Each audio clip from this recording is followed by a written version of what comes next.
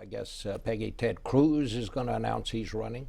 What do you make right now of the Republican field? I thought you wrote a fascinating column Saturday where you said you thought there was kind of apprehension in both the Democratic Party and the Republican Party about their front runners at this point, and who's going to get this nomination.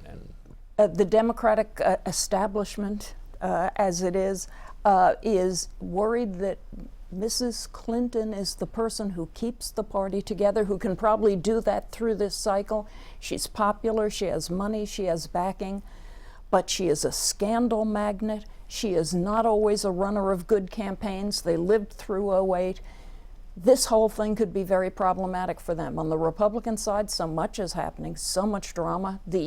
Will Ted Cruz be the first GOP announced candidate tomorrow? Announced candidate. So he'll be Yes. the first, right, at Liberty University. So he'll be in. There are a lot of people in this thing. About a year ago, we thought it might be 6 people. Now it looks like it might be 12 or 18. A lot of chaos. Jeb Bush is the front runner there, and there are people who are worried about him because he doesn't necessarily have a natural constituency in the party, but he's got all the money and he's got a lot of the eggheads. Not that the eggheads matter that much, but it's always nice to have them. So I see uncertainty and a sort of overlay of, oh my God, do we have to do Bushes and Clintons again? That's what I feel. A lot of people say that. what's your sense of it right now, Mike? Well, I think that the scandals that surround Hillary Clinton could be a trap of sorts. Republicans have a huge reform effort they need to undergo to reach women, to reach minorities, to reach working class voters.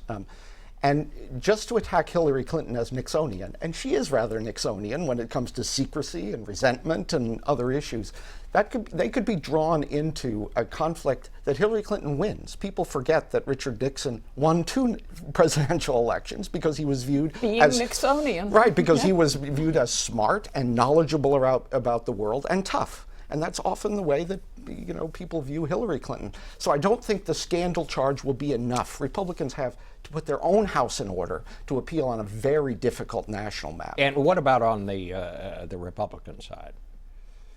It's as open as I've ever seen it. And we are going to have someone, Jeb Bush, in the summer who will have an overwhelming financial advantage and be 3rd or 4th in the polls.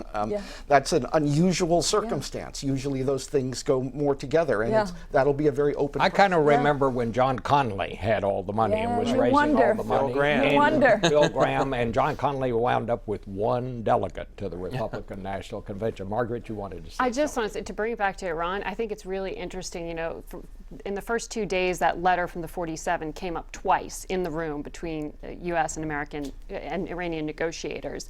And you hear from Iran now more and more of an emphasis on, okay, well, we don't know what's happening on the U.S. front, but let's get these UN-related sanctions, the things that stop proliferation, don't let them buy parts that could be used perhaps to build different kinds of weapons. They are more focused on that than they are on the American sanctions and the European, which is what actually is being offered to move those more quickly than the other. All right. Well, I'm going to thank all of you this morning. This was a very interesting panel.